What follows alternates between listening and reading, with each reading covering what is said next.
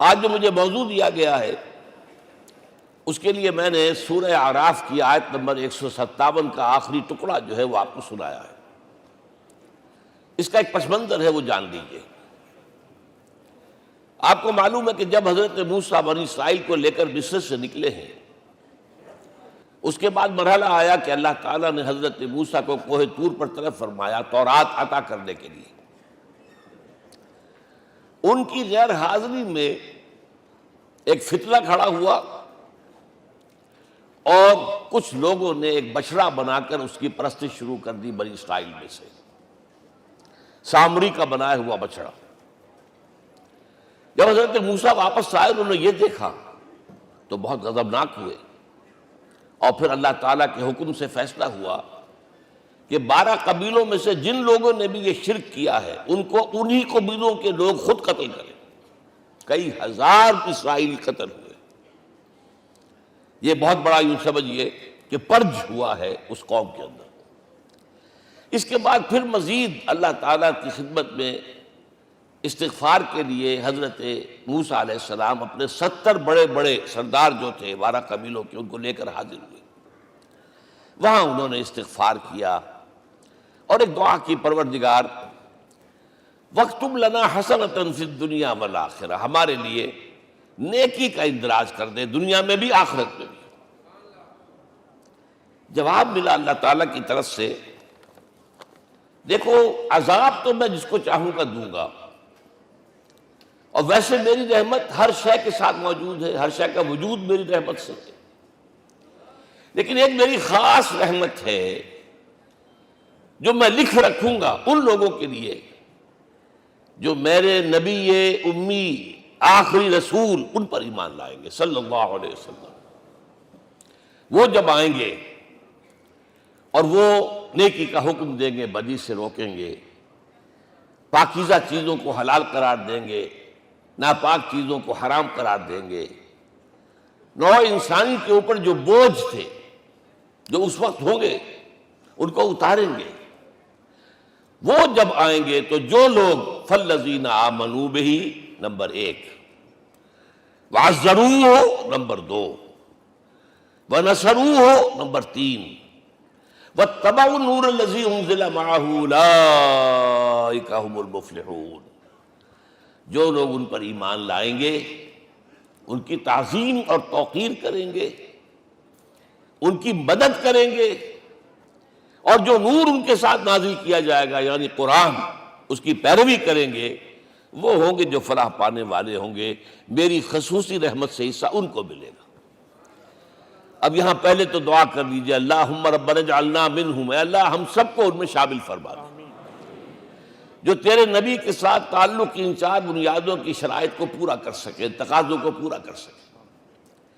اب ذرا ان میں سے ایک ایک کو لیجئے۔ ایمان جانی پہچانی چیز ہے، ایمان جسے کہتے ہیں، اس کی تشریح میں جانے کی ضرورت نہیں، وقت بھی محدود ہے، لیکن ایک بات سمجھنے کی ہے بہت ضروری۔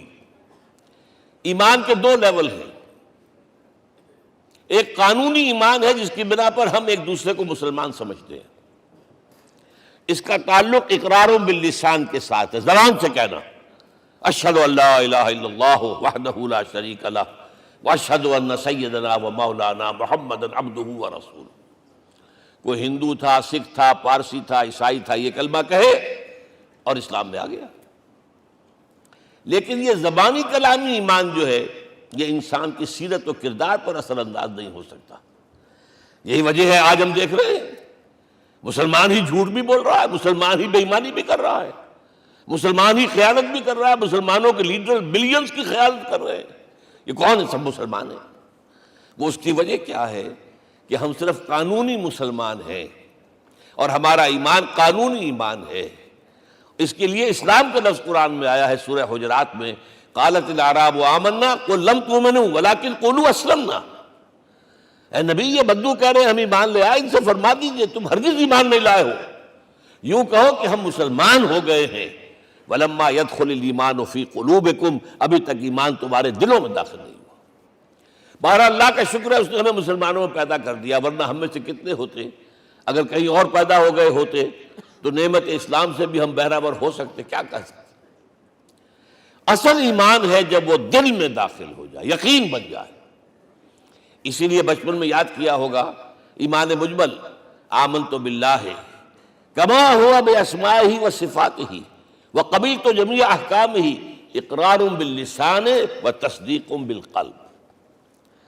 جب تصدیق بالقلب ہوگی تو اب اس کے تقاضے جو ہیں عملی پیدا ہوں گے۔ ان تقاضوں میں سے ایک میں 2 حدیثوں کے حوالے سے آپ کے سامنے رکھ رہا ہوں۔ پہلی حدیث حضرت عبداللہ بن عمرو بن العاص رضی اللہ تعالی عنہما سے مروی ہے، لا یؤمن احدکم حتی یکون ہواہ طبعا لما جئت بہ۔ دیکھو تم میں سے کوئی شخص مومن نہیں ہو سکتا جب تک کہ اس کی خواہش نفس تابع نہ ہو جائے اس شریعت کے، اس قانون کے، اس ہدایت کے جو میں لے کر آیا ہوں۔ اگر عملاً تابع نہیں ہوئے تو حقیقتاً مومن نہیں ہو۔ دل میں جھانکو، Do I really believe that Muhammad is the Prophet of Allah? Do I really believe that Quran is the word of God? کبھی جھانکیے گا اندر، جواب ملے گا صحیح آپ کو۔ کیا کنوکشن ہے؟ کنوکشن ہو اور پھر حضور کی پیروی نہ ہو، حضور کے احکام کی پابندی نہ ہو، اللہ کے قوانین کی پابندی نہ ہو، کیسے ممکن ہے؟ حضور تو فرماتے ہیں صلی اللہ علیہ وسلم، ایک ایسی بد اخلاقی اور کج خلقی پر صرف اسے کوئی گناہ کبیرہ بھی نہیں کہیں گے۔ فرمایا ایک مرتبہ واللہ لا یؤمن، واللہ لا یؤمن، واللہ لا یؤمن، خدا کی قسم فلاں شخص مومن نہیں ہے، خدا کی قسم فلاں شخص مومن نہیں ہے، خدا کی قسم فلاں شخص مومن نہیں ہے۔ صحابہ کانپ گئے، کون بدبخت ہے جس کے بارے میں فرمایا جا رہا؟ پوچھا گیا من یا رسول اللہ؟ جواب سنیے اور اپنے غریب حالوں میں جھانکیے۔ وہ شخص الذی لا یامن جارہ بوائقہ، وہ شخص جس کی شرارتوں کی وجہ سے اس کا پڑوسی چین میں نہیں ہے، امن میں نہیں ہے، وہ مومن نہیں ہے، خدا کی قسم نہیں ہے، خدا کی قسم نہیں ہے۔ کیسے علیحدہ کر لیں گے اس ایمان کو اعمال سے اور ایمان کو اخلاق سے؟ آگے چلیے، وہ جو حدیث حضرت ابو ہریرہ سے، اور یہ متفق علیہ ہے، صرف بخاری کی نہیں ہے، بخاری جمع مسلم۔ لا یؤمن احدکم حتی اکون احب الیہ من والدہ وولدہ والناس اجمعین۔ تم میں سے کوئی شخص مومن نہیں ہو سکتا جب تک کہ میں اسے محبوب تر نہ ہو جاؤں، اپنے باپ سے بھی، اپنے بیٹے سے بھی، اور تمام انسانوں سے۔ جھانک لیجئے دل میں، صورتحال یہ ہے یا نہیں ہے؟ کیوں محبوب ہو جائیں؟ اس لیے کہ آپ کے ذریعے ہدایت ملی ہے، آپ کے ذریعے ہم اللہ سے جڑے ہیں، اور آپ کو معلوم ہے دنیا میں کوئی شے ہدایت نہیں، نعمت نہیں ہے جب تک کہ نعمت ہدایت نہ ہو۔ اگر صحت اچھی ہے، ہدایت نہیں ہے، تو بدماشیاں کریں گے، کیا کریں گے؟ آپ کو معلوم ہے صحت اچھی جو ہے کہ جا کے کھپے گی اگر ہدایت نہیں ہے۔ اگر دولت ہے، ہدایت نہیں، کیا کریں؟ گلچھرے اڑائیں گے، عیاشیاں کریں گے، لوگوں پر اپنی دولت کا روب گانٹیں گے۔ اولاد ہے، ہدایت نہیں ہے، یہ اولاد سہان روح بھی بن جائے گی کہیں آپ کے لیے۔ کوئی شے نعمت نہیں ہے جب تک کہ نعمت ہدایت نہ ہو، اور ہدایت ہمیں ملی محمد الرسول اللہ صلی اللہ علیہ وسلم کے ذریعے۔ تو آپ سے بڑھ کر محبوب کون ہوگا؟ اس کے ضمن میں ایک بڑا پیارا واقعہ آتا ہے۔ حضرت عمر سے پوچھتے ہیں حضور ایک مرتبہ، عمر تمہیں مجھ سے کتنی محبت ہے؟ اندازہ کیجئے اس قدر اپنائیت کسی سے ہوتی ہے تب یہ سوال ہوتا ہے، عمر تمہیں مجھ سے کتنی محبت ہے؟ عرض کیا حضور مجھے آپ دنیا کے ہر انسان سے زیادہ محبوب ہیں۔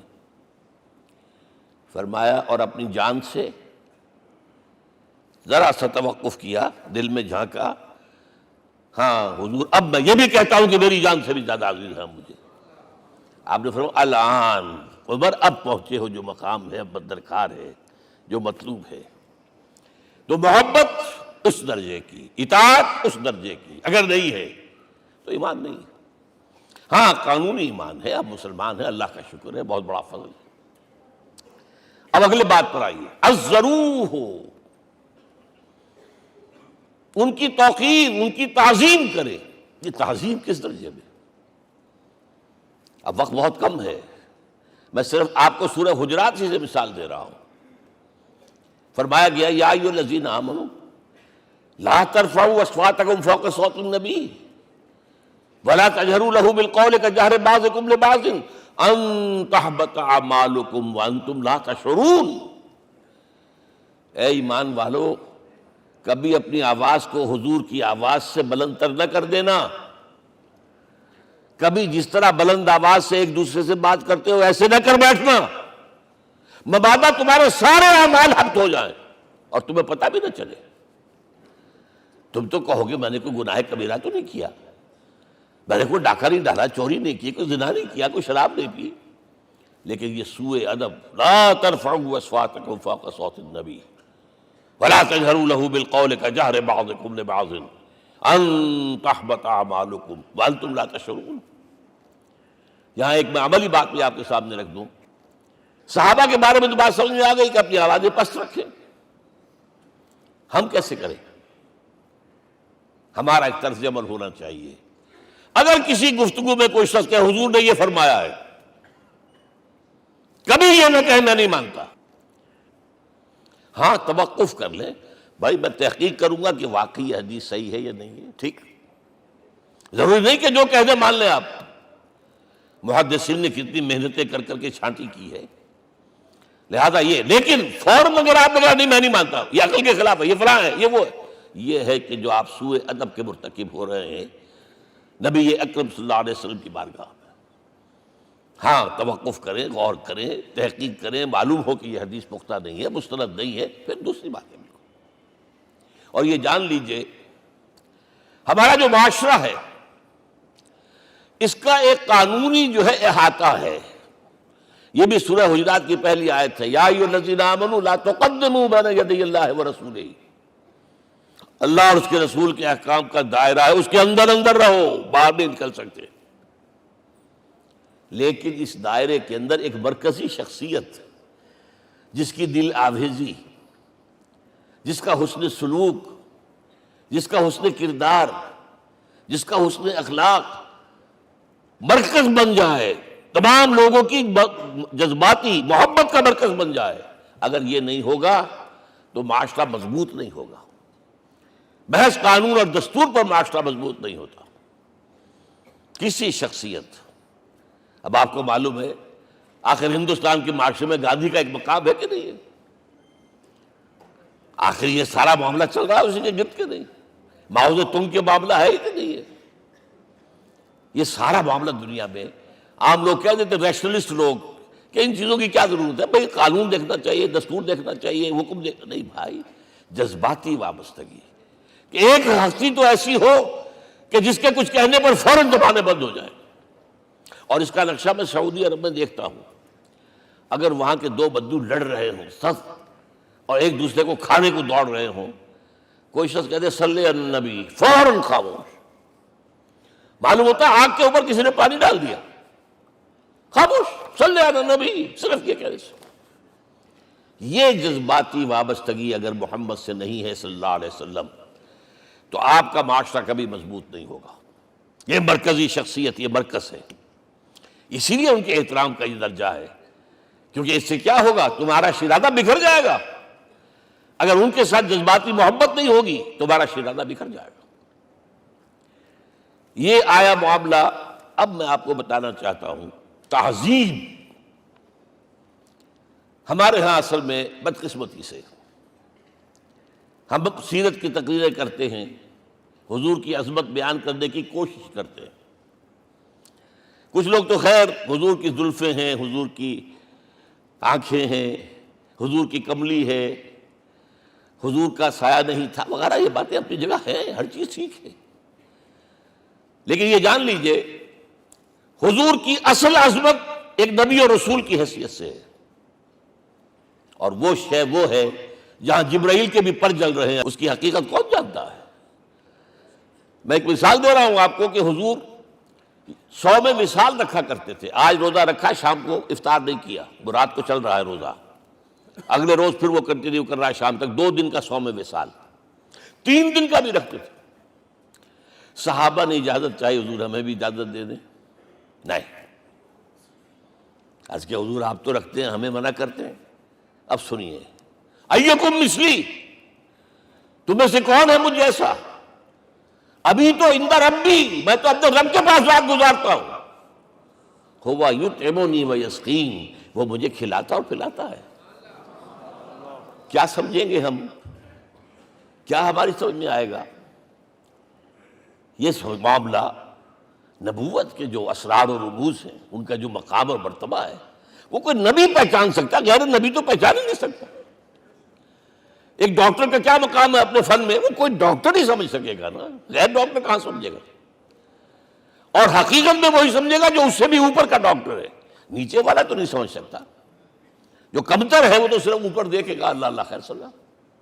جو اوپر ہے اور ظاہر ہے محمد سے اوپر کوئی نہیں صلی اللہ علیہ وسلم۔ یہی وجہ ہے، دیکھیے شیخ سعدی کو کیا کہنا پڑا، یا صاحب الجمال و یا سید البشر من وجهك المرير قد نور القمر لا يمكن الثناء كما كان حقه بعد خدا بزرگ توئی قصہ مختصر۔ اے محمد صلی اللہ علیہ وسلم، آپ کی ثنا جیسے کہ حق ہے ہو ہی نہیں سکتی۔ غالب اس سے بھی آگے گیا ہے، میں بات ابھی آپ کو سناتا ہوں شعر اس کا۔ آپ کی ثنا کا حق ادا ہو ہی نہیں سکتا، بس ہم یہ جانتے ہیں اللہ کے بعد آپ کا مقام۔ غالب جو آگے گیا ہے کہتا ہے، غالب ثنائے خواجہ بیزداں گذاشتیم کہاں ذات پاک مرتبہ دان محمد است۔ اے غالب، ہم نے تو حضور کی ثنا تو اللہ کے حوالے کر دی ہے، اس لیے کہ وہی ذات پاک جانتا ہے مرتبہ محمد کا کیا ہے صلی اللہ علیہ وسلم۔ ہم بیان کرنے کی کوشش کریں گے تو توہین کر بیٹھیں گے۔ ایک لطیفہ ہے، ایک بیچارہ کوئی دیہاتی کہیں پھنسا ہوا تھا کسی جگہ، تھکا ہوا چل رہا تھا، ڈپٹی کمشنر صاحب جا رہے تھے، کار میں بٹھا لیا۔ اب اس نے کہا، پتر تینوں اللہ پٹواری کرے۔ اب اس غریب کے جو ہے اس کے ذہن میں تو پٹواری سے اوپر تو کچھ ہے ہی نہیں، اس کے قلم سے جو ہے ادھر کا انتقال ادھر ہو گیا، ادھر کی طرف ادھر چلی گئی۔ تو ڈی سی کو وہ تعریف کر رہا ہے اپنے سمجھ کے مطابق، پٹواری کرے۔ تو ہم کہیں پٹواری والا معاملہ نہ کریں۔ ہاں، ایک پہلو ایسا ہے جس کے حوالے سے حضور کی عظمت ہماری سمجھ میں آئے گی۔ حضور ایک انسان کی حیثیت سے کیا تھے، ایک باپ کی حیثیت سے آپ کا کیا طرز عمل تھا۔ ذرا یاد کیجئے، جگر گوشہ رسول حضرت فاطمہ بطول رضی اللہ تعالیٰ عنہ، وہ حاضر ہوتی، ابا جان دیکھیے چکی پیس پیس کر یہ گھٹے پڑ گئے میرے ہاتھ میں، یہ کنویں سے پانی لاتی ہوں، مشکیزیں کہ یہاں پر بندیاں پڑ گئی۔ حضور اب تو عام لوگوں پر بھی آسانیاں ہیں، لوگوں کے ہاں غلام آ گئے ہیں، کنیزیں آ گئی ہیں، مال و دولت آ گئی ہے، مجھے بھی کوئی غلام کنیز عطا ہو جائے۔ اور آپ کو معلوم ہے یہ لخت جگر، نور چشم، محمد کی سب سے پیاری بیٹی صلی اللہ علیہ وسلم، کوئی شک نہیں اس میں، فاطمہ، کیا بیتی ہوگی حضور کے قلب پر۔ لیکن فرمایا، کیا بیٹی، یہ دنیا کی چیزیں ہماری لیے نہیں ہیں، میں تمہیں اس سے بہتر شے دیتا ہوں۔ تسبیح فاطمہ، ہر نماز کے بعد 33 مرتبہ سبحان اللہ، 33 مرتبہ الحمدللہ، 33 مرتبہ اللہ اکبر کہہ لیا کرو۔ لیکن سوچ لیجئے دل پر کیا گزری ہوگی صلی اللہ علیہ وسلم۔ حضرت عائشہ سے پوچھئے، حضرت خدیجہ سے پوچھئے، حضور کیسے شوہر تھے؟ آپ سے زیادہ خواتین کے حق میں نرم، گھر کے کام کا جھاڑو دے رہے ہیں، کپڑے جو ہیں بوسیدہ انہیں سی رہے، گھر میں بیٹھے ہوئے، یہ کام کرتے تھے۔ بہرحال ایک بات میں آپ سے عرض کروں، آپ انسان کی جس حیثیت کا بھی ذہن میں تصور کریں گے وہ ساری حیثیتیں محمد میں موجود ہیں صلی اللہ علیہ وسلم۔ محمد حاکم کی حیثیت سے بھی ہیں، محمد سب سالار کی حیثیت سے بھی ہیں، محمد قاضی القضات بھی ہیں، محمد ہیڈ آف دی اسٹیٹ بھی ہیں، محمد بیویوں والے بھی ہیں، اولاد والے بھی ہیں، محمد 5 وقتہ امام بھی ہیں، جمعے کے خطیب بھی ہیں، مدرس قرآن بھی ہیں، مربی بھی ہیں، مزکی بھی ہیں، اور ہر میدان میں بلند ترین مقام۔ کوئی ایسی جامع شخصیت ملے گی؟ ہمارے ہاں تو حال یہ ہے کہ جو خطیب صاحب ہوتے ہیں وہ 5 وقتہ نماز کیسے پڑھا سکتے ہیں؟ ان کا تو اونچا مقام ہے۔ 5 وقتہ نماز کے لیے تو علیحدہ چاہیے امام آپ کو، اور وہاں بھی ایک امام سینئر ہوگا، وہ عشاء مغرب اور فجر پڑھائے گا، ایک جونیئر ہوگا بیچارہ، وہ جو خاموش نماز ہے وہ پڑھائے گا۔ 5 وقتہ نماز پڑھا رہے ہیں محمد صلی اللہ علیہ وسلم، اور خطیب بھی وہی ہے، مربی بھی وہی ہے، مزکی بھی وہی ہے۔ ہمارے ہاں جو لوگ تزکیہ نفس کے میدان میں ہیں وہ پھر جماعت کبھی نہیں کراتے، کبھی نہیں دیکھا ہوگا آپ نے کسی صاحب کو کراتے ہوئے۔ یہ جامعیت جو ہے، جامعیت کبریٰ۔ میں صرف ایک بات کہا کرتا ہوں، ایک اعتبار سے حضور کا اسوہ نامکمل ہے۔ آپ مجھے سوء ادب کا مرتکب نہ قرار دے دیں، اسوہ کیا ہے؟ عورت کے لیے اس کی اپنی نسوانی زندگی کے لیے اسوہ آپ میں نہیں ہے۔ آخر نصف انسانیت ہے، اسے بھی اسوہ چاہیے۔ یہ ہے جس کی وجہ سے حضور نے شادیاں کی ہیں زیادہ۔ خواتین کے لیے اسوہ حضور کے ازواج مطہرات ہیں، اور ان میں سب سے بڑھ کر جو بالکل یوں سمجھیے کہ آغاز کے اندر نوجوانی میں آ گئی ہیں حضور کی خدمت میں، نہایت ذہین و فطین، انہوں نے پھر عورت کی زندگی کے لیے حضور کا جو طرز عمل تھا وہ انہوں نے بیان کیا نا۔ اس لیے سورہ احزاب کے اندر اس کا تذکرہ ہے، جہاں یہ آتا ہے لقد کان لکم فی رسول اللہ اسوۃ حسنہ، وہیں پر یا نساء النبی لستن کاحد من النساء، اے نبی کی بیویوں تم عام عورتوں کے مانند نہیں ہو، تمہیں تو اسوہ بننا ہے امت کے لیے۔ اب اس سے اگلا قدم میں بڑھا رہا ہوں آگے، اور اس کے ساتھ جڑ جائے گی تیسری بات۔ تیسری بات کیا ہے؟ وَنَصَرُوهُ، اس کی مدد کریں صلی اللہ علیہ وسلم۔ پہلی بات تو یہ نوٹ کیجئے، حضور انتہائی غیور انسان تھے، انتہائی غیور۔ یہ کہا جاتا ہے کہ اگر حضور گھوڑے اس میں سوار ہوتے تھے اونٹ پر، اور آپ کا کوڑا نیچے گر گیا، تو آپ یہ کسی سے نہیں کہتے تھے کہ ذرا یہ میرا کوڑا مجھے پکڑا دینا، یہ بھی گوارا نہیں تھا۔ آپ اونٹ بٹھا کر نیچے اتر کر اپنا کوڑا خود اٹھاتے تھے۔ کسی سے اپنے ذاتی کام کے لیے کوئی مدد مانگنا امکان ہی نہیں۔ بلکہ ایک واقعہ تو وہ ہے جب بھی میں تذکرہ کرتا ہوں میری آنکھوں میں آنسو آ جاتے ہیں۔ یہ ہجرت کے وقت کا واقعہ ہے۔ آپ کو معلوم ہے حضور نے تمام مسلمانوں کو مکے سے جانے کی اجازت دے دی، چلے جاؤ مدینے، چلے جاؤ مدینے، آپ خود تھے موجود، اس لیے کہ رسول اپنے مقام کو نہیں چھوڑ سکتا وداؤٹ ایکسپریس پرمیشن فرام اللہ سبحانہ وتعالی۔ اب حضرت ابوبکر پوچھ رہے ہیں حضور اجازت آ گئی؟ نہیں آئی، آ گئی نہیں آئی، دن گزر رہے ہیں۔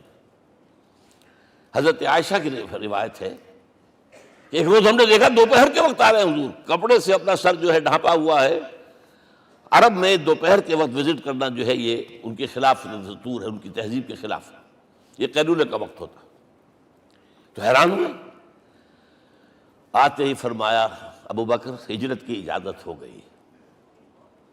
اب انتہائی خوشی سے اور بڑی امید میں کہ بڑی شاباش ملے گی، حضرت ابوبکر فرماتے عرض کرتے ہیں حضور میں نے 2 اونٹیاں تیار کر رکھی ہیں، خوب کھلا پلا کے انہیں فرما کیا ہوا ہے، یہ ہجرت میں ہمارے کام آئے گی۔ حضور تھوڑا سا توقع فرماتے ہیں، پھر کہتے ہیں اچھا ٹھیک ہے، ایک میں استعمال کروں گا لیکن میں اس کی قیمت ادا کروں گا۔ حضرت ابوبکر رو پڑے، حضور مجھ سے یہ مغایرت، سائے کے تناب کے ساتھ رہنے والا، اس سے یہ مغایرت، ذرا سے اشارے پر اپنی کم سن بیٹی پیش کر دی نکاح کے اندر، اس سے یہ مغایرت، رو پڑے۔ لیکن حضور کی اپنی غیرت تھی، میں قیمت دوں گا۔ اب بتائیے مدد کا کے لیے درکار تھی؟ مدد تھی ان کے مشن کے لیے۔ مشن 2 حصوں میں تھا، اس کو جانیے، آج کچھ علمی باتیں آ رہی ہیں۔ حضور کے مشن کے 2 حصے، ایک ابتدائی جو تمام انبیاء اور رسول کا تھا، ایک تکمیلی جو صرف محمد کا، صلی اللہ علیہ وسلم۔ ابتدائی کیا ہے؟ اللہ کی طرف دعوت، تبلیغ۔ جو دعوت قبول کر لیں ان کے لیے بشارت، بشیر کہ تمہارے لیے آخرت میں جنت ہے، نعمتیں ہیں۔ رد کر دیں ان کے لیے نذیر، خبردار کرنے والے، جہنم کے لیے تیاری کر لو۔ داعی اللہ، اللہ کی طرف بلانے والے، سراجا منیرا، روشنی کے چراغ۔ یہ حیثیت مشترک ہے تمام انبیاء کرام۔ تمام انبیاء بشیر بھی تھے، نذیر بھی تھے، داعی بھی تھے، سراج منیر بھی تھے، اگرچہ ان تمام حیثیتوں میں بھی حضور کا سب سے اونچا مقام علیحدہ نمایاں ہے، لیکن حیثیت بنیادی طور پر مشترک۔ ایک حیثیت تکمیلی، اور وہ کیا ہے؟ اے نبی، جو دین آپ کو دیا گیا ہے صرف تبلیغ نہیں، صرف تعلیم نہیں، اس کو قائم کر کے دکھاؤ ایک نظام زندگی کی حیثیت سے۔ 3 مرتبہ قرآن میں یہ الفاظ حضور کے لیے آئے ہیں، هو الذی ارسل رسولہ بالہدی ودین الحق لیظہرہ علی الدین کلہ۔ 3 دفعہ سورہ توبہ میں یہ الفاظ آئے، سورہ صف میں یہ الفاظ آئے، سورہ فتح میں یہ الفاظ آئے۔ وہی اللہ جس نے بھیجا ہے اپنے رسول کو صلی اللہ علیہ وسلم، الہدا، قرآن حکیم، ہدایت کاملہ، اور نمبر 2 دین حق۔ یہ 2 چیزیں دے کر بھیجا، کس لیے؟ تاکہ اس دین کو غالب کرے پورے نظام زندگی پر۔ یہ معاملہ ذرا سوچئے، اور یہ حضور کے لیے 3 دفعہ، اور کسی اور نبی کے لیے 1 دفعہ بھی نہیں۔ قرآن مجید کے اس نقطے کو ذہن نشین کر لیجیے۔ اصل میں یہ کیا ہے؟ اسے ہم یوں کہیں گے، ایک ہے نبوت و رسالت، ایک ہے تکمیل نبوت و رسالت۔ ہمارے ہاں ختم نبوت کے اوپر تو زور دیا گیا ہے، اور صحیح دیا گیا ہے، ایمان کا ہمارا جز ہے۔ حضور کے بعد کسی نے بھی دعویٰ کیا نبوت کا، وہ جھوٹا، کذاب، دجال۔ جس نے مانا وہ بہرحال دائرہ اسلام سے خارج ہے، اور جو بھی کچھ ہوا کرے وہ۔ یہ چونکہ قانونی بات تھی، اس لیے اس کا حق ادا کیا علماء کرام نے۔ واقعہ یہ ہے کہ اس میں کوئی کمی نہیں رکھی، لیکن حضور کی فضیلت اس میں نہیں ہے۔ فرض کیجئے کہ نبوت چلی آ رہی تھی ہموار طور پر، ایک جگہ آ کے ختم ہو گئی، تو فضیلت کون سی ہوئی؟ نہیں، نبوت و رسالت تدریجاً ترقی کرتے ہوئے اپنے نقطۂ عروج کو پہنچ کر ختم ہوئی۔ یہ ہے فضیلت۔ اب آپ سوچئے، الہدا دیا گیا حضور کو، تو کیا تورات میں ہدایت نہیں تھی؟ سورہ اعراف کی آیت ہے، سورہ مائدہ کی، انا انزلنا التوراۃ فیہا ھدی ونور۔ ہم نے نازل کی تھی تورات، اس میں ہدایت بھی تھی، نور بھی تھا۔ ہم مانتے ہیں اللہ کی کتاب تھی۔ وہی فرمایا ہے انجیل فیہا ھدی ونور، اس میں ہدایت بھی تھی، نور بھی تھا۔ پھر یہ الہدا قرآن آیا۔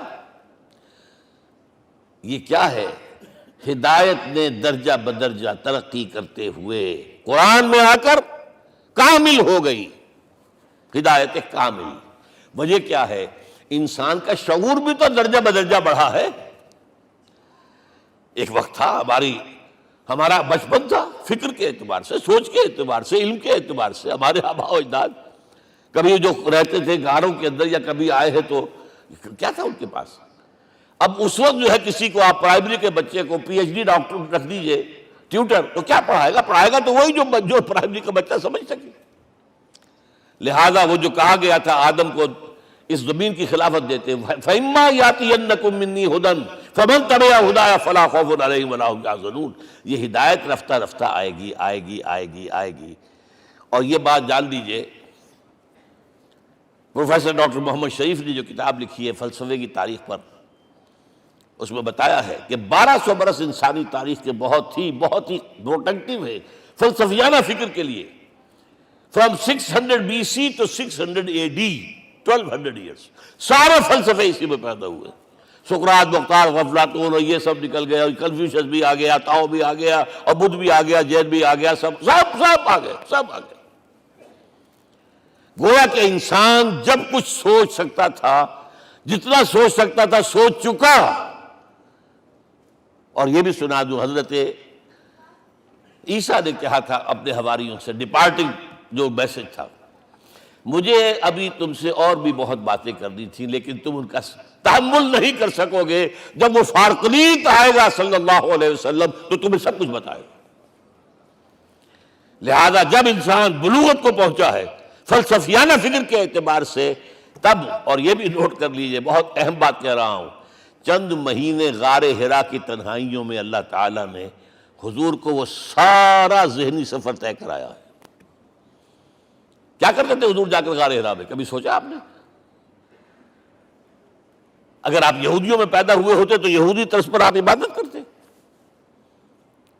اگر کہیں عیسائیوں میں پیدا ہوتے تو عیسائیوں کی طرف پر آپ تو نہیں تھے، آپ تو پیدا وہ مشرکین میں شرک کرنے کا امکان ہی نہیں آپ کے لیے، تو کیا کرتے تھے؟ حدیث کے الفاظ یہ یتحنث فی، وہاں جا کر عبادت کرتے تھے۔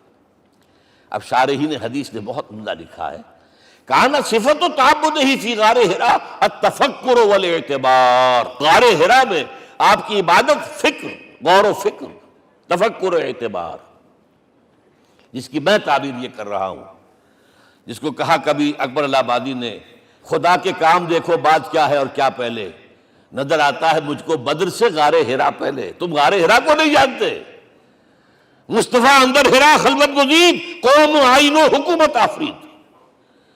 The most productive part of the period life of Muhammad is that which he passed in غار حرا۔ فکر کی ساری جو ہیں بلندیاں طے کی، تب آیا ہے اقرأ بسم ربک، اب اللہ کا الہدیٰ شروع ہوا ہے۔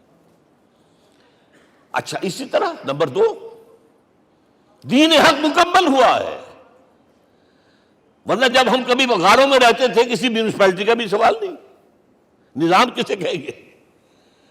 پھر یہ ہے کہ قبائلی نظام آیا، چلیے ایک شیخ ہے اس کا کہنا ماننا ہے سب کو، کچھ نظام تو بن گیا نا، اور نظام جہاں آئے گا جکڑ بندی ہو جائے گی۔ اب تم فلاں قبیلے کے شخص ہو، اس کا قبیلے کا سردار یہ، تمہیں حکم ماننا پڑے گا، اس قبیلے کی روایت یہ ہے، تمہیں پیروی کرنی پڑے گی، you have to do it whether you like it or not۔ پھر آپ کی سٹی اسٹیٹس وجود میں آئی، پھر امپائرز وجود میں آ گئے، 400-500 برس سے رومن امپائر، 400-500 برس سے ایرانین امپائر عرب کے اوپر ایسے تھی جیسے افغان کے سر کے اوپر بہت بڑا جو ہے پگڑ رکھا ہوتا ہے۔ کتنا بڑا ہوتا ہے؟ وہ کسی نے شعر کہا بھی تھا، مجھے تو اب یاد نہیں، کہ سر پہ باندھے ہوئے پورا افغانستان، میرا خیال ہے ضمیر جعفری۔ تو کیا تھا یہ جزیرہ نما عرب، یہ جزیرہ کہلاتا، الجزیرہ، الجزیرہ، اس لیے کہ نیچے آپ کو معلوم ہے بحیرہ عرب، ادھر جو ہے خلیج آ رہی ہے آخر تک، ادھر سے بحیرہ قلزم جا رہا ہے، اور پھر خلیج عقبہ آ گئی ہے، تو یہ سارا جو ہے جزیرہ نما ہے، اس سے پہلے نہیں سنا۔ لیکن عرب اوپر 2 اور ہیں، عراق عرب، شام عرب۔ عراق عرب پر قبضہ ایران کا، شام عرب پر رومیوں کا، اور جب یہ سلطنتیں بن گئیں تو گویا کہ انسان شکنجے میں آ گیا۔ ظلم، محنت کرے کسان، عیش کرے جاگیردار، اور بادشاہ محل بنائے، لگان وہاں سے آ رہا ہے۔ از جفائے دے خدایاں کشت دہقانہ خراب، کرگے پر بیٹھا ہوا کوئی کھدر بن رہا ہے، ٹیکس دو۔ بادشاہ محل بھی بنائے گا، عیاشیاں بھی کرے گا، سارا نسوانی حسن جو ہے کوہ قاف کا لے آئے گا اپنے ہاں، اور پھر فوج بھی رکھے گا، ذرا تم نے گردن اٹھائی تو تمہاری سرکوبی کرنے کے لیے فوج تیار ہے۔ یہ جب جکڑ بند آئی ہے انسان پر، تب محمد کو بھیجا گیا ہے۔ دلی بیٹا، اسے آزاد کرانے والا، دین حق دیا گیا۔ یہ دین حق قرآن مجید میں اسی لیے کہا گیا، یہ میں کہہ رہا ہوں تکمیل رسالت النبوت۔ الیوم اکملت لکم دینکم واتممت علیکم نعمتی ورضیت لکم الاسلام دینا۔ آج میں نے تمہارے لیے تمہارے دین کو کامل کر دیا ہے، یہ مکمل نظام زندگی ہم نے دیا ہے، پہلے تھا ہی نہیں۔ لہذا کسی اور نبی سے یہ نہیں کہا گیا کہ اس کو غالب کرو، میں نے آپ کو بتا دیا کہیں نہیں ہے، نہ نوح، نہ ہود، نہ صالح، نہ ابراہیم، نہ موسیٰ، نہ عیسیٰ، کوئی بھی نہیں۔ اور حضور سے کہا گیا یہ دین اب غالب کرو۔ اگر صرف تم کتاب میں لکھ کر دے جاؤ اور اس کے مثال پیش نہ کر سکو، دنیا کہے گی بہت اچھی شاعری ہے، آج بھی آپ کو معلوم ہے دی ریپبلک کتاب زندہ ہے، لیکن آج تک ایک دن کے لیے بھی وہ نظام کہیں قائم ہوا ہے؟ ہم یہی کہیں گے کہ ٹھیک ہے، یہ جو ہے ایک خواب ہے، اللہ اللہ فرض، اس کے سوا کیا یوٹوپیا ہے، اس نظام کو قائم کر کے دکھاؤ۔ اب آپ اس کو اینالائز کر لیجئے، اچھی طرح سمجھ لیجئے۔ It was the revolutionary role which was assigned to محمد صلی اللہ علیہ وسلم۔ نظام کو بدلنا، اسی کا نام تو انقلاب ہے۔ انقلاب کسے کہتے ہیں؟ دنیا میں دو نظام ایک جگہ نہیں ہو سکتے، مذہب 100 بھی ہو سکتے ایک جگہ۔ مذہب لمیٹڈ ہے، آپ کی ذاتی زندگی، آپ کے کچھ عقائد ہیں، کچھ عبادات ہیں، کچھ رسومات ہیں، کچھ سوشل رائٹس ہیں، یہ ہے بس۔ تو یہ تو 100 بھی دے کین کو ایگزسٹ۔ امریکہ میں کتنے ہیں؟ مسلمان گئے مسجدیں بنا لی ہیں، ہندو گئے مندر بنا لیے ہیں، سکھ گئے ہیں ان کے گردوارے بنے ہوئے ہیں، سلوتے یعنی یہودیوں کے عیسائیوں کے تو بے شمار ہے ہی ہیں، لیکن ہے ہمہ مذہب۔ لیکن دین تو دو نہیں ہو سکتے، یا ڈیموکریسی ہوگی یا بادشاہت ہوگی، ایک تو دو تو نہیں ہو سکتے، یا کیپٹلزم ہوگا یا سوشلزم ہوگا، دو تو نہیں ہو سکتے، یا تھیوکریسی ہوگی یا ڈیموکریسی ہوگی، دو نہیں ہو سکتے۔ اور یہ بھی آپ کو معلوم ہے دنیا میں کہیں ویکیوم نہیں ہے نظام کے اعتبار سے، کبھی نہیں رہا ہے، ہر ایک نظام موجود ہے۔ آپ کوئی دوسرا نظام لانا چاہتے ہیں، پہلے اس کو جڑ سے اکھیڑنا پڑے گا۔ گفت رومی ہر بنائے کوہنا کا باداں کلند، تو نہ دانی اولا تعمیر راں ویرا کلند۔ رومی نے کہا ہے کہ دیکھو، اگر کوئی نئی تعمیر تمہیں کرنی ہو تو تم جانتے نہیں ہو پہلے پرانی تعمیر کو گرانا پڑتا ہے، پہلے آپ نظام جڑ سے کھینچ کر پھینکیں گے باہر، تب نظام لائیں گے نا۔ اور یہ ظاہر بات ہے جو نظام بھی ہے اس کے ساتھ ویسٹڈ انٹرسٹ ہے،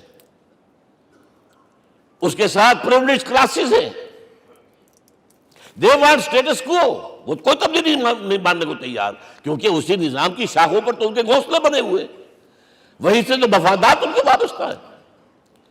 لہذا نظام جو ہے بدلنے کے لیے جانیں دینی پڑتی ہیں، خون بہانا پڑتا ہے، جان جوکھوں کا کام کرنا پڑتا ہے، اس کے بغیر نظام نہیں بدلتا۔ اور محمد کا رول صلی اللہ علیہ وسلم، یہ ہے وہ عظمت محمد کی جو انسان نے پہچانی ہے۔ میں 3 گواہیاں آپ کے سامنے پیش کر رہا ہوں، 1 from the east, 2 from the west, 3 کئی ملوے ہے۔ یہی لاہور 1920، یہاں ایک بریڈلا ہال ہوتا تھا، اس بریڈلا ہال میں ایم این رائے کی ایک تقریر۔ And who was M N Roy? Personal friend of Lenin, member of the Communist International. He knew what revolution is، اور اس نے ہسٹوریکل رول آف اسلام تقریر کی لاہور کے اندر 1920 میں، اور اس نے کہا تاریخ انسانی کا عظیم ترین انقلاب وہ تھا جو محمد نے برپا کیا صلی اللہ علیہ وسلم۔ میں تو اس کی ذہانت کی داد دیے بغیر نہیں رہا۔ اس نے کہا بعض مورخین یہ جو فتوحات کی ہیں صحابہ کرام نے، ان کو سمجھ بیٹھتے ہیں جیسے اٹیلا نے فتوحات کی ہیں یا چنگیز خان نے کی ہیں یا کسی اور، کہاں وہ کہاں یہ، وہاں صرف تباہی آتی تھی۔ اور محمد صلی اللہ علیہ وسلم کے پیروکاروں نے جب دنیا فتح کی ہے، نئی تہذیب دی ہے، نیا تمدن دیا ہے، نیا نظام دیا ہے، روشنی دی ہے، علوم کو تازہ کیا ہے، علوم ایجاد کیے ہیں۔ یہ ہے وہ انقلاب جو محمد نے برپا کیا صلی اللہ علیہ وسلم۔ یہ کتاب آج بھی ہندوستان میں چھپتی ہے، بمبئی میں، دی ہسٹوریکل رول آف اسلام۔ اور میں سمجھتا ہوں کہ ہندو ہے، کمیونسٹ ہے، اور گواہی دے رہا ہے۔ دوسرا، یہ تو چونکہ بڑی ریسنٹ پاسٹ کی بات ہے، ڈاکٹر مائیکل ہارٹ ایک کتاب لکھتا ہے دی 100، اور اس کا سب ٹائٹل کیا ہے؟ A selection and gradation of the 100 most influential personalities of the human race, human history. پوری انسانی نسل میں سے ان لوگوں کو چن لو جنہوں نے اس کی تاریخ کے دھارے کے رخ کو موڑا ہو۔ ادھر جا رہا تھا ادھر کر دیا، ادھر جا رہا تھا ادھر کر دیا۔ جن لوگوں نے بھی تاریخ کا دھارا موڑا، پہلے سلیکٹ کر لو، سلیکشن۔ 100 آدمی کا ہم آ گئے، اب گریڈیشن ان میں سب سے زیادہ کس نے کیا؟ اور ٹاپ پر لایا محمد کو صلی اللہ علیہ وسلم. یہ کتاب تو اویلیبل ہے، پڑھیے. اور چونکہ عیسائی ہے اور حضرت عیسیٰ کو نمبر 3 پر لے گیا، غور کیجئے. نمبر 2 پر لایا نیوٹن کو، بابائے طبیعیات. اور پھر کہتا ہے naturally I owe an explanation. میں عیسائی ہوتے ہوئے I am placing Muhammad at top. How? This is because, یہ لفظ یاد کیجئے، this is because he is the only person supremely successful in both the religious and secular fields. ذہانت، وہ زندگی جو آج تقسیم کر دی گئی ہے، یہ مذہبی زندگی ہے، یہ سیکولر ہے، یہ ریاست ہے، قانون ہے، یہ ہے، اور اس کو علیحدہ رکھو بھائی، مذہب کو علیحدہ رکھو. وہ کہتے ہیں کہ یا تو مجھے ملتا ہے کہ وہ آدمی جو ادھر اونچا ہے تو دوسری طرف نیچا ہے، کچھ بھی نہیں. ادھر اونچا ہے تو ادھر کچھ نہیں. روحانیت میں، دین میں، اخلاق میں عیسیٰ سے اوپر کون جائے گا؟ لیکن حکومت میں، ریاست میں کوئی پدہ بھی نہیں رکھا، زیرو. مذہب کتنا بڑا پیدا کر دیا گوتم بدھ نے، لیکن ریاست، حکومت زیرو. اور بڑے سے بڑے جو ہیں شہنشاہ اور بڑے سے بڑے کانکرس، کوئی چلا آیا ہے. آپ سوچئے جو گریک آ رہا ہے، جو سکندر اعظم کہاں سے چل کر مقدونیہ سے کہاں پہنچ گیا؟ بیاس تک. اٹیلا کہاں سے پہنچ گیا؟ مشرق سے مغرب تک. لیکن مذہب و اخلاق کے اندر زیرو نہیں بلکہ مائنس ویلیو لانی پڑے گی. ایک ہی انسان ہے. آپ کم سے کم give credit to his honesty. ایک ہی انسان، دو ہے ہی نہیں. He is the only person supremely successful in both the religious and the secular fields. اب آئیے تیسری میں گواہی دے رہا ہوں ایک ایسے شخص کی جو ویسے شاتم رسول ہے، گالیاں دی ہیں اس نے، بدترین گالیاں دی ہیں، رقیق حملے کی، جیسے رشدی نے کیے ہیں ایسے تسلیمہ نسرین نے کیے ہیں، سب اس طرح کے کیے ہیں. وہ ایچ جی ویلز ہے، فکشن سٹوری رائٹر، ہسٹورین بھی ہے. 2 کتابیں ہیں اس کی تاریخ پر، تاریخ انسانی عالم، short history of the world and concise history of the world. جو رقیق حملے کیے ہیں میں اس کا ذکر نہیں، ذکر اس لیے کر دیا کہ معلوم ہے وہ دشمن ہے، دوست نہیں ہے. اگر کسی کا دوست ہوگا تو تعریف کر ہی گا. وہ دشمن ہے، میں اسٹیبلش کرنا چاہتا ہوں. ہی از انیمی. اور عربی زبان کا ایک مقولہ یہ ہے کہ الفضل ما شہدت بہ الاعداء، فضیلت تو وہ ہوتی ہے جس کی ایک گواہی دشمن دے. جب وہ آیا ہے concise history of the world میں، چیپٹر آخری حضور کا، جو حضور کے چیپٹر میں جو آخری بات خطبہ حجۃ الوداع کو کوٹ کیا ہے، لا فضل لعربی علی عجمی ولا لعجمی علی عربی ولا لأحمر علی اسود ولا لأسود علی احمر الا بالتقوی. کسی عرب کو کسی عجمی پر کوئی فضیلت نہیں، کسی عجمی کو کسی عرب پر کوئی فضیلت نہیں، کسی گولے کو کسی کارے پر کوئی فضیلت نہیں، اور کسی کالے کو کسی گورے پر کوئی فضیلت نہیں. ہاں، تقوی کے ساتھ فضیلت ہے. اب ذرا میرا ایک ایک لفظ نوٹ کیجئے، کیا لکھتا ہے اس پر. Although the sermons of human freedom, fraternity and equality were said before also, and we find a lot of these sermons in Jesus of Nazareth. مسیح ناصری حضرت عیسیٰ علیہ السلام کے ہاں بھی واعظ تو ہمیں بہت ملتے ہیں، but it must be accepted that it was Muhammad sallallahu alaihi wasallam who for the first time in history established a society based on these principles. انسانی حریت، اخوت، مساوات، اس کے واعظ کہنے تو بہت آسان ہے، تقریریں کرنی تو بہت آسان ہے، لیکن ان ویلیوز کو باقاعدہ اسٹیبلش کرنا ایک سوسائٹی میں ماننا پڑتا ہے. یہ اسے دینا پڑا کریڈٹ جو بھی ہے.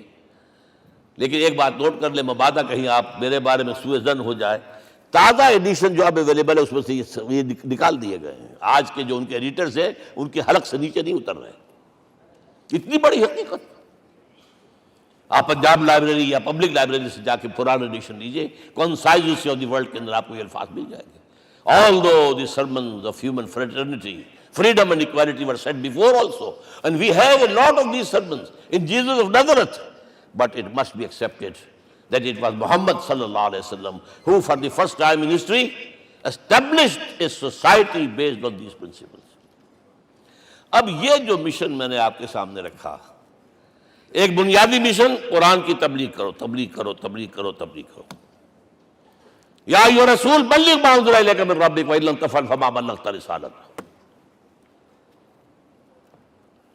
نمبر 2، جو دین حق دیا اسے غالب کرو، قائم کرو، نافذ کرو، اس کی مثال پیش کرو دنیا کے سامنے. ان دونوں میں مدد درکار تھی محمد الرسول اللہ کو. جیسے حضرت مسیح نے کہا تھا، وَإِذْ قَالَ عِيسَىٰ ابْنُ مَرْيَمَ لِلْحَوَارِيِّينَ مَنْ أَنصَارِي إِلَى اللَّهِ، کون ہے میرا مددگار اللہ کی راہ میں. جیسے کہ اللہ فرماتے ہیں سورہ حدید میں، بڑی پیاری آیت ہے، بڑی ریولوشنری آیت ہے، بلکہ میں لفظ استعمال، بڑی ننگی انقلابی آیت ہے قرآن مجید کی. اتنا صاف اللہ تعالیٰ ہی سچ بول سکتا ہے، کوئی اور تو ضرور کہیں نہ کہ اس کے اوپر کوئی کپڑا ڈال کے بات کرے گا. آیت نمبر 25 آف سورۃ الحدید، لقد ارسلنا رسلنا بالبینات، ہم نے اپنے رسولوں کو بھیجا واضح نشانیوں کے ساتھ، معجزات کے ساتھ. وانزلنا معهم الکتاب والمیزان، ان کے ساتھ کتاب اتاری، شریعت اتاری، میزان اتاری، نظام اتارا. لِيَقُومَ النَّاسُ بِالْقِسْطِ، تاکہ لوگ عدل پر قائم ہوں. اس لیے کتاب کیوں بھیجی، رسول کیوں بھیجے، نبی کیوں بھیجے، وحی کیوں بھیجی؟ تاکہ لوگ عدل پر قائم ہوں. یہ اس سے بڑی آیت کوئی ہوگی؟ عدل اجتماعی، سوشل جسٹس.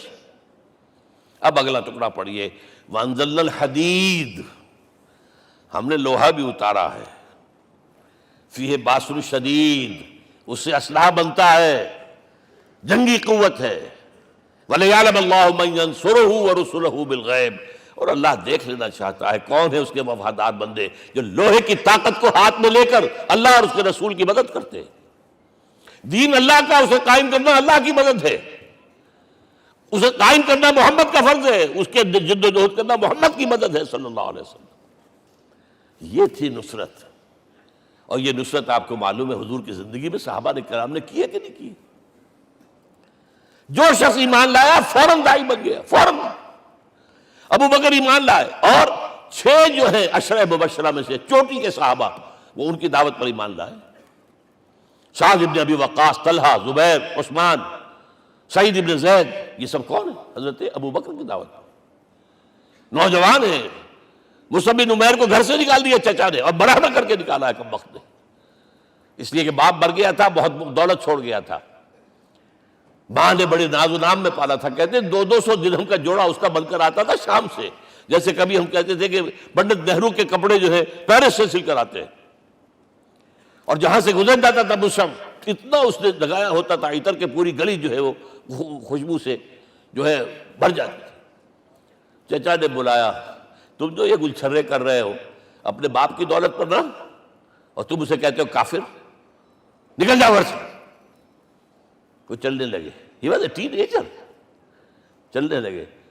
وہ سمجھا تھا کہ میرے یہ کہنے سے اس کے تو اس کو تارے نظر آ جائیں گے، یہ فوراً جو ہے توبہ کرے گا، پلٹ آئے گا.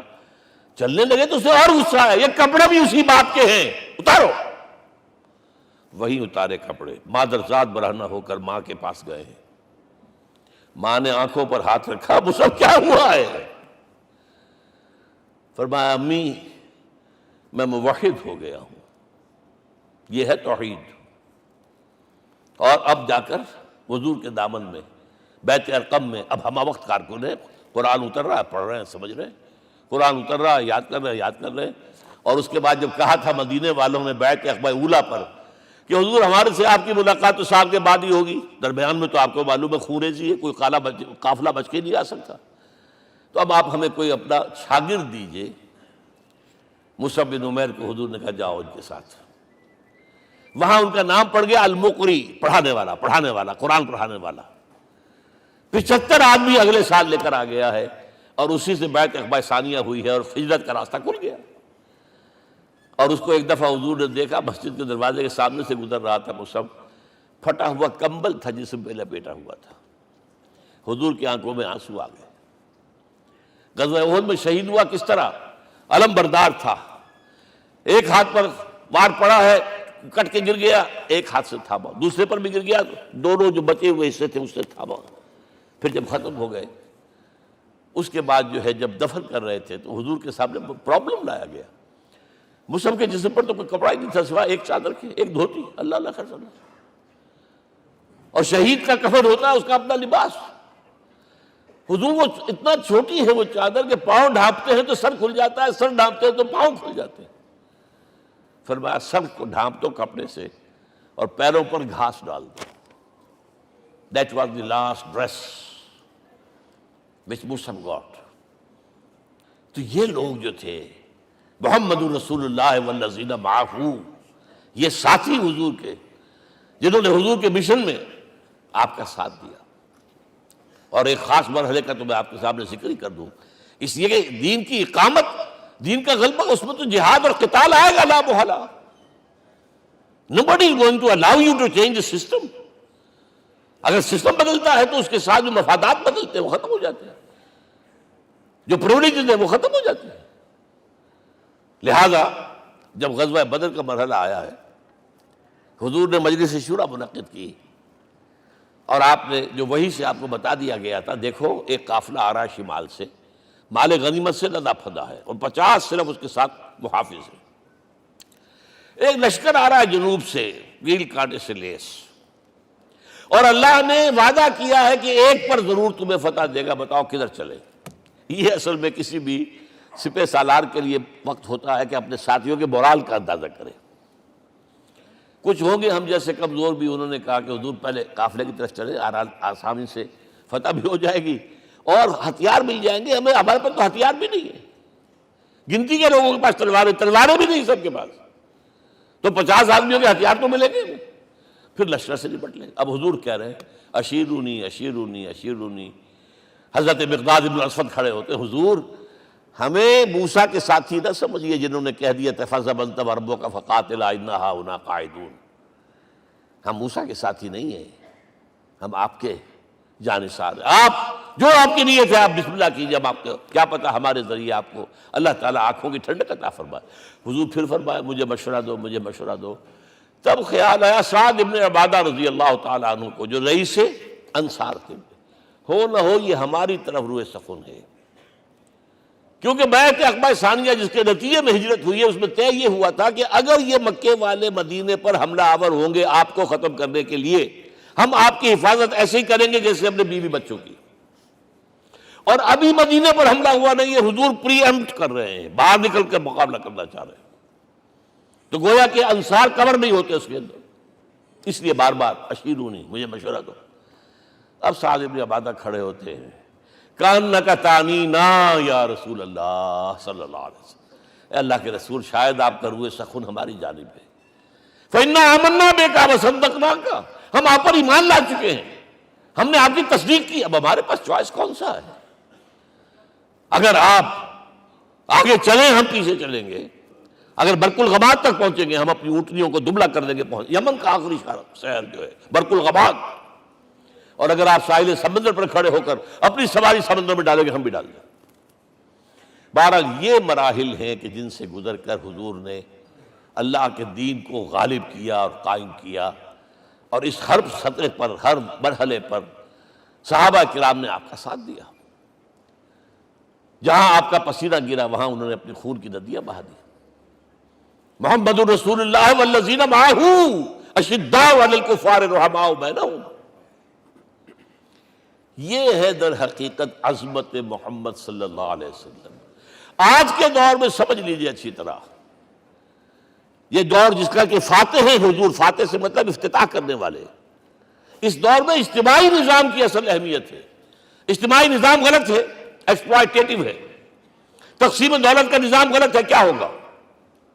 ایک طرف دولت جمع ہوگی، ایکومولیشن آف ویلتھ، ایک طرف بھوک، افلاس، فاقہ ہوگا۔ شاہ ولی اللہ دہلوی کہتے ہیں کہ جس معاشرے میں تقسیم دولت کا نظام غلط ہو جائے، یہ دو دھاری تلوار ہے، دو دھاری، دونوں طرف کاٹتی ہے۔ ایک طرف دولت جمع ہوگی تو عیاشیاں ہوں گی، بدماشیاں ہوں گی، گلچرے ہوں گے، وہ بھی خراب، معاشرے کے لیے خراب۔ اور ایک طرف فقر ہوگا اور بھوک ہوگی اور فاقہ ہوگا، یہ بھی خراب۔ اس لیے کہ حضور فرماتے ہیں کاد الفقر ان یکون کفرا، فقر تو انسان کو کفر کی حد تک پہنچا دیتا ہے، لہذا فق کو کل نظام کو توڑنا ہوگا۔ یہ الفاظ ہے شاہ ولی اللہ دہلوی رحمۃ اللہ علیہ کے، جو 12ویں صدی ہجری کے مجدد ہیں۔ اس نظام کو بدلنا، اب آپ سوچئے حضور صلی اللہ علیہ وسلم نے جب اپنے اس مشن کی تکمیل کر لی، تو میں اب دو باتیں آپ کو بتا رہا ہوں۔ چونکہ حضور کی بعثت صرف عرب کے لیے نہیں تھی، صرف عربوں کے لیے نہیں تھی، صرف ملک عرب کے لیے نہیں تھی۔ اگر یہ ہوتا تو آپ کا کام مکمل ہو گیا تھا، پورے عرب میں اللہ کی حکومت قائم ہو گئی، ایک ایک شخص تک قرآن پہنچ گیا۔ لیکن 5 جگہ قرآن میں آیا ہے وَمَا أَرْسَلْنَاكَ إِلَّا كَافَّةً لِلنَّاسِ بَشِيرًا وَنَذِيرًا، ہم نے نہیں بھیجا آپ کو مگر تمام انسانوں کے لیے بشیر اور نذیر بنا کر۔ لہذا کام مکمل نہیں ہوا۔ اقبال کہتا ہے وقت فرصت ہے کہاں، کام ابھی باقی ہے، نور توحید کا اتمام ابھی باقی ہے۔ یہ بھی تکمیل رسالت کا مظہر ہے کہ حضور سے پہلے کوئی رسول پوری نوع انسانی کے لیے نہیں بھیجا گیا، آپ پہلے رسول ہیں اللہ کے اور آخری جو پوری نوع انسانی کے لیے بھیجے گئے۔ حضرت عیسیٰ نے بھی یہی کہا تھا اپنے حواریین سے، تو سینٹ پال نے اسے تبلیغی مذہب بنایا ہے۔ انجیل میں اب بھی الفاظ موجود ہیں کہ I have been sent in search of the lost sheep of the house of Israel، میں تو اسرائیل کے گھرانے کی کھوئی ہوئی بھیڑوں کی تلاش میں بھیجا گیا ہوں، صرف بنی اسرائیل کے لیے۔ قرآن بھی کہتا ہے رسول الی بنی اسرائیل، واحد رسول ہیں جو پوری دنیا کے لیے بھیجے گئے۔ اچھا کہہ دینا تو آسان ہو گیا، اس کا مطلب کیا ہے؟ جب تک پوری دنیا پر اللہ کا دین غالب نہ ہو، محمد کا مقصد بعثت ہنوز شرمندہ تکمیل ہے، اور یہ ہوگا، اس کی خبر دی ہے۔ یہ ایک تحفہ میں لے کر آیا آپ کے لیے، 8 صفحے ہیں، لیکن یہ سمجھیے کہ یہ سونے کے حروف سے شر لکھے ہوئے ہیں، وہ احادیث، وہ آیات جن میں حضور نے خبر دی ہے کہ پوری دنیا پر اللہ کا دین غالب ہوگا۔ ہو نہیں سکتا کہ دنیا ختم ہو جائے اور محمد کا مقصد بعثت ابھی مکمل نہ ہو، ناممکن۔ جن آیات کو پڑھیے، ان میں پھر احادیث پڑھیے۔ میں صرف 2 حدیثیں آپ کو سنا دوں۔ ایک میں حضور نے اپنے زمانے سے لے کر قیامت تک کے 5 ادوار گنائے ہیں، آپ پڑھ لیجیے گا، ٹیکسٹ ہے یہ، اور خدا کے لیے اس کی قدر کیجیے گا، یہ آیات ہیں، احادیث پھینک نہ دیجیے خدا کے لیے کہیں۔ اور اس کے اندر جو ہے اس وقت کے جو مایوسی کے اندھیارے ہمارے اوپر چھائے ہوئے ہیں، اس کا علاج ہے کہ نہیں، اور بھی دور فلک ہیں ابھی آنے والے، ناز اتنا نہ کریں ہم کو ستانے والے۔ بہرحال حضور نے جب اپنا مشن عرب کی حد تک مکمل کر لیا تو اب ایک بات نوٹ کیجئے، خطبہ حجۃ الوداع 1.25 لاکھ کا بجوا، حضور نے اپنے اس خطبے میں اپنی تعلیمات کے جو اہم نکات تھے انہیں اور دہرایا 3 مرتبہ ایک بات کی ہے۔ لاؤڈ سپیکر تو تھا نہیں، پہلے آپ ادھر رخ کرتے تھے، آپ کہتے تھے کچھ، ادھر لوگ آدمی آگے کھڑا ہوا اس کو آگے پہنچاتا اور آگے پہنچاتا تھا، پھر آپ سامنے رخ کر کے کہتے تھے، پھر بائیں طرف رخ کر کے 3 مرتبہ، ایک لفظ 3 مرتبہ۔ آخر میں ایک سوال کیا ہے، الا هل بلغت، دیکھو لوگوں میں نے پہنچا دیا یا نہیں؟ کیونکہ قرآن میں تحدید آئی تھی، اے نبی، یا ایھا النبی بلغ ما انزل الیک من ربک وان لم تفعل فما بلغت رسالتہ، اے نبی جو کچھ تم پر نازل کیا گیا اللہ کی طرف سے پہنچا دو، اور اگر نہیں کیا تو رسالت کا حق ادا نہیں ہوگا۔ اور اس میں سورہ اعراف کی آیت نمبر 6 اگر پڑھ لیں، فَلَنَسْأَلَنَّ الَّذِينَ أُرْسِلَ إِلَيْهِمْ وَلَنَسْأَلَنَّ الْمُرْسَلِينَ، ہم ان سے بھی پوچھیں گے جن کی طرف رسولوں کو بھیجا، اور رسولوں سے پوچھیں گے ہم نے تمہارے پاس اپنا پیغام پہنچایا تھا، تم نے پہنچایا کہ نہیں لوگوں کو؟ اس لیے حضور نے گواہی لی، الا هل بلغت، دیکھو میں نے پہنچا دیا کہ نہیں؟ اور جواب کیا ملا؟ انا نشہد انک قد بلغت رسالۃ وادیت الامانۃ ونصحت الامۃ وکشفت الغمۃ، ہم گواہ ہیں حضور آپ نے رسالت کا حق ادا کر دیا، امانت کا حق ادا کر دیا، ہماری خیر خواہی کا حق ادا کر دیا، اور گمراہی کے اندھیرے جو ہے انہیں چھانٹ کر رکھ دیا۔ اب آپ نے آسمان کی طرف نگاہ کی، انگشت شہادت سے وہی 3 مرتبہ اللہم اشہد اللہم اشہد اللہم اشہد، اللہ تو بھی گواہ ہے، یہ مان رہے۔ یہ ہے سائی آف ریلیف، یہ بوجھ جو میرے کندھے پر آیا تھا اِنَّا سَنُلْقِي عَلَيْكَ قَوْلًا ثَقِيلًا، یہ اب منتقل ہو گیا، اب امت کو منتقل ہوا۔ لہذا آخری لفظ کیا تھا؟ فَلْيُبَلِّغِ الشَّاهِدُ الْغَائِبَ، اب جو یہاں موجود ہیں ان کا فرض ہے کہ پہنچائیں ان کو جو یہاں نہیں ہے۔ میں صرف تمہارے لیے رسول نہیں ہوں، ایک ایک فرد نوع بشر تک دنیا میں جو اس وقت ہے، اور ایک ایک فرد نوع بشر جو آخر تک آئے گا قیامت تک، اس تک قرآن پہنچانا تمہارے ذمہ ہے۔ ہم نے نہیں پہنچایا، اسی لیے آج ہم اللہ کے عذاب میں ہیں۔ آج کیوں ذلیل کے کل تک نہ تھی پسند گستاخی فرشتہ ہماری جناب میں؟ 1.5 بلین مسلمان، لیکن عزت نام کی کوئی شے ہے؟ G7 G9 G11 G13 G15 کوئی مسلمان بھی ہے ان میں؟ نہ 3 میں نہ 13 میں، نہ G7 میں نہ G15 میں، نن۔ اتنی بڑی تعداد، سیکیورٹی کونسل میں کسی سیٹ کی امید ہے؟ نن۔ آپ کے وسائل پر ان کا قبضہ ہے، آپ کی ٹیکسیشن کے احکام وہاں سے آ رہے ہیں۔ ریٹس بڑھاؤ، چینی کے اس کے بڑھاؤ، اور فلاں کے بڑھاؤ، اور بجلی کے بڑھاؤ، اور تیل کے بڑھاؤ، کیا ہو رہا ہے؟ کیوں دلیل ہے؟ اور نمبر 2، آج دنیا میں خون اگر بہ رہا ہے تو صرف مسلمان کا ہو گیا، مانند آب ارزاں مسلمان کا لہو۔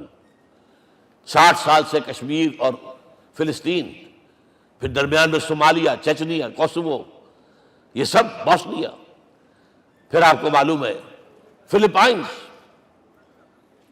پھر جو کچھ ہوا افغانستان میں، اور جو کچھ ہوا اب ہو رہا ہے، جو کچھ ہوا عراق میں۔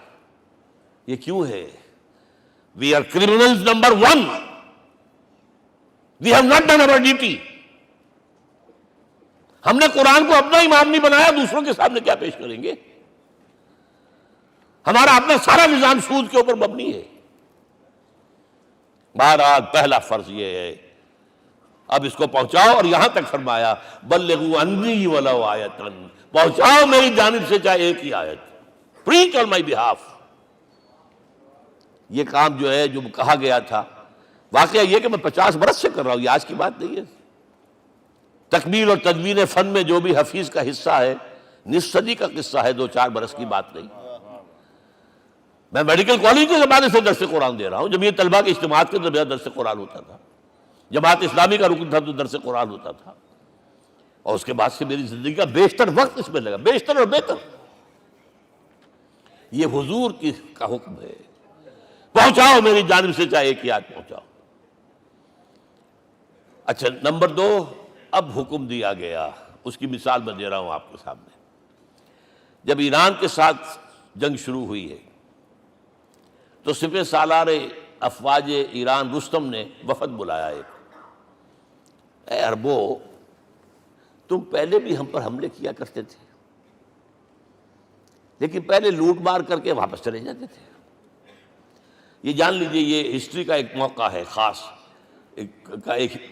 کہ ایک سیٹلڈ سویلائزیشنز ہوتی ہیں، اور ایک وہ جو رہتے ہیں سطح مرتفع پر، وہاں پانی نہیں ہوتا، وہ فصل کہاں سے آ جائے گی؟ یا ریگستان میں جو وہاں بستے ہیں وہ کیا کرتے ہیں؟ وہ وقتاً فوقتاً جاتے ہیں، جھپٹا مارتے ہیں، لوٹ مار کرتے ہیں، لے کر وہاں سے دولت آتے ہیں، اسی پر ان کی گزارا تھا۔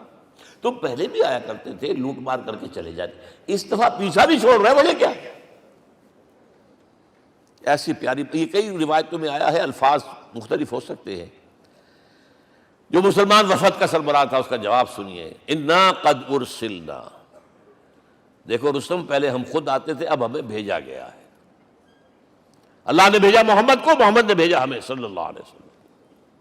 کس لیے؟ لنخرج الناس من ظلمات الجہالت الى نور الایمان ومن جور الملوک الى عدل الاسلام۔ اس لیے بھیجا گیا ہمیں کہ نوع انسانی کو شرک اور کفر کی جہالتوں سے نکال کر ایمان کی روشنی میں لائیں، اور بادشاہوں کے ظلم و ستم کے پنجے سے نجات دلا کر عدل اسلام.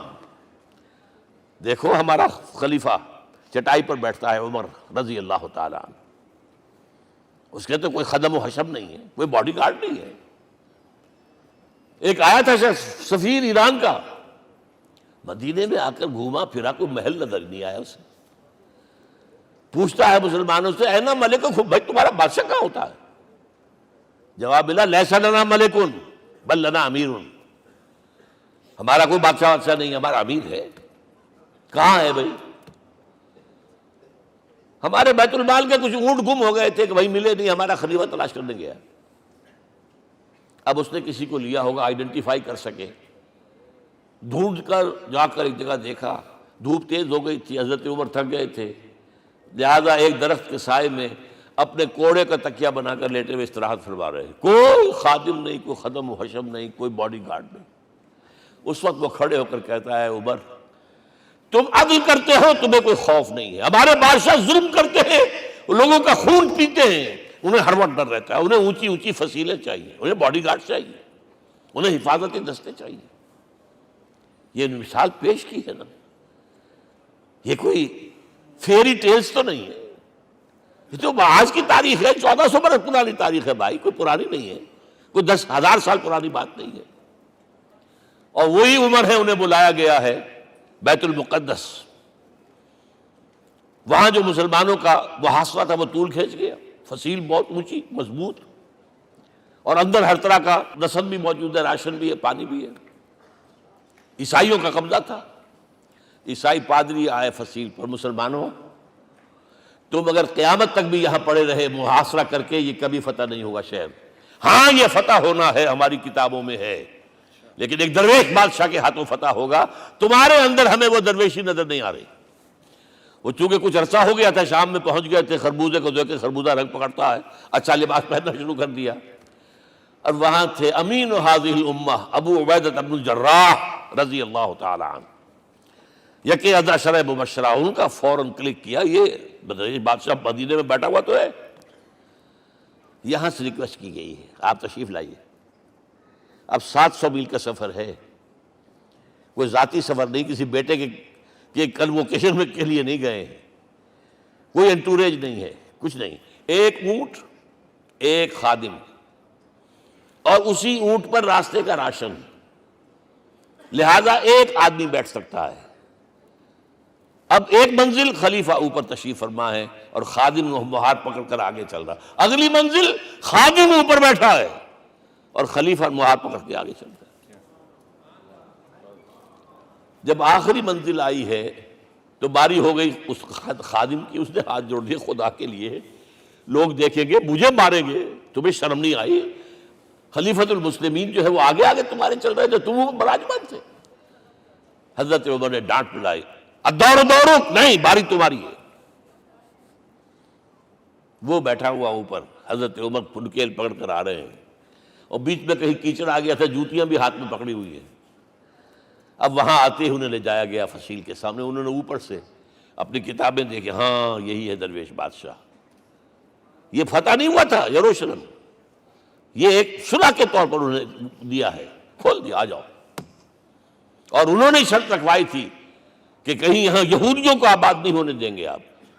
حضرت عمر نے اتنی رعایت کی تھی یہودیوں کے لیے کہ وہ یہاں آئیں، اپنے مقدس مقامات کی زیارت کر کے جا سکتے ہیں، لیکن یہاں سیٹل نہیں ہو سکتے. اس لیے وعدہ تھا. یہ وعدہ جو ہے سلطان عبدالحمید خان تک چلا ہے.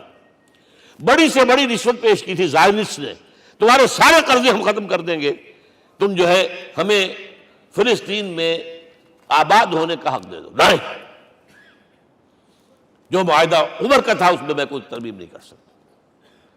تو یہ مثالیں ہیں جو پیش کی گئی ہیں. میں تو کہا کرتا ہوں، جب میں نے پڑھا تھا کہ کرنل جمال عبد الناصر کی بیٹی سائیکل پر جاتی ہے کالج، کیو این لائی کی بیٹی بھی سائیکل پر کالج جاتی ہے، احساس ہوا تھا عظمت ہے نا آخر، چاہے وہ کسی غیر میں ہو.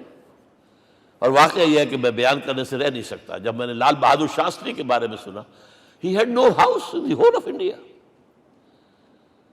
یہ تو بھارت کی ڈیموکریسی کا ایک معجزہ ہے.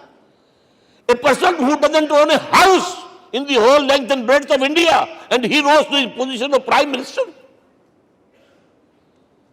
ہمارے ہاں کسی میونسپلٹی کا جو ہے ممبر نہیں بن سکتا، اس کی بیوی اپنے گھر میں خود کھانا پکاتی تھی، کوئی ملازم نہیں تھا۔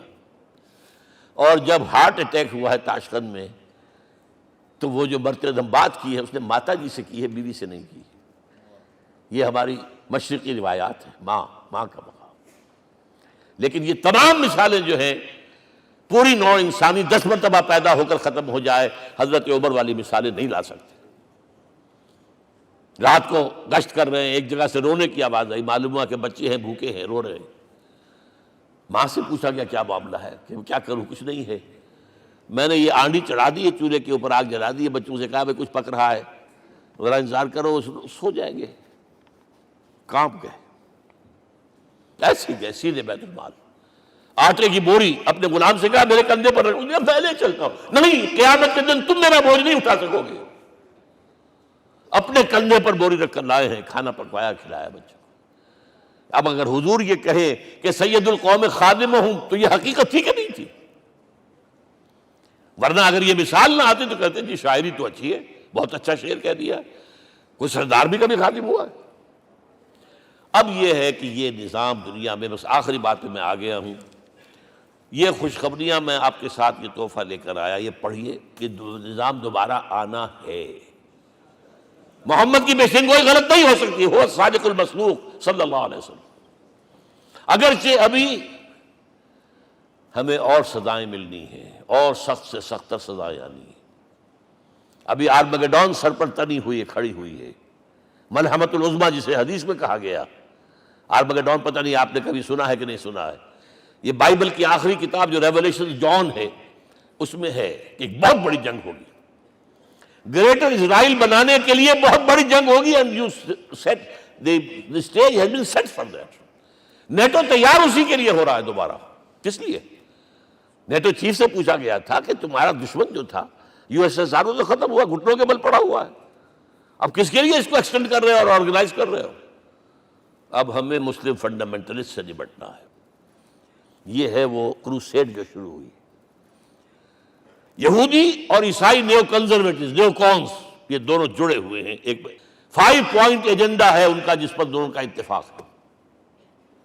تو ابھی ہم پر بڑے برے وقت آنے ہیں، ہمیں سزائیں ابھی اور ملنی ہیں، لیکن ٹیبلز ول بی ٹرنڈ، دنیا میں اللہ کا دین قائم ہوگا، چاہے ابھی اور اپس اینڈ ڈاؤنز آئیں گے، لیکن ہوگا، لیکن ہوگی، وہ وقت آئے گا اللہ کا دین قائم ہوگا پوری دنیا میں۔ ایک حدیث میں آپ کو سنانے چلا تھا، حضرت ثوبان سے رضی اللہ تعالیٰ عنہ، مسلم شریف کی روایت ہے۔ حضور نے فرمایا ان اللہ زوالی الارض، اللہ نے میرے لیے پوری زمین کو لپیٹ دیا۔ فرائیت مشارقہا و مغاربہا، میں نے اس کے سارے مشرق دیکھ لیے، سارے مغرب دیکھ لیے۔ وَإِنَّ أُمَّتِي سَيَبْلُغُ مُلْكُهَا مَا زُوِّئَ لِي مِنْهَا، میری امت کی حکومت ان تمام علاقوں پر قائم ہو کر رہے گی جو اللہ نے زمین کو لپیٹ کر مجھے دکھا دیے۔ یہ ہونا ہے، and that is going to be the end of this world۔ آرمگیڈون بھی آ جائے گی، پہلے ملحمۃ العظمیٰ بھی آئے گا، سزائیں بھی ملیں گی، بالآخر وہ ہوگا۔ لیکن آخری بات، میرے اور آپ کے لیے مسئلہ لمحہ فکریہ کیا ہے؟ میں اور آپ کہاں کھڑے ہیں؟ Are we on the side of Allah or on the side of America؟ بہرحال یہ تو جو اپس اینڈ ڈاؤنز آنے ہیں، میرے اور آپ میں سے ہر شخص کے سوچنے کی بات یہ ہے، یہ تو انقلاب تو آئے گا، حضور کے ذریعے سے آیا، کچھ لوگ حضور کے ساتھی بن گئے، ان کی دنیا بن گئی، آخرت بن گئی، قیامت میں کے بعد جو کچھ ملنا ہے اللہ تعالیٰ روح و ریحان و جنت النعیم۔ کچھ رہ گئے کہ چاہے سگا چچا تھا محروم رہ گئے، ابو لہب۔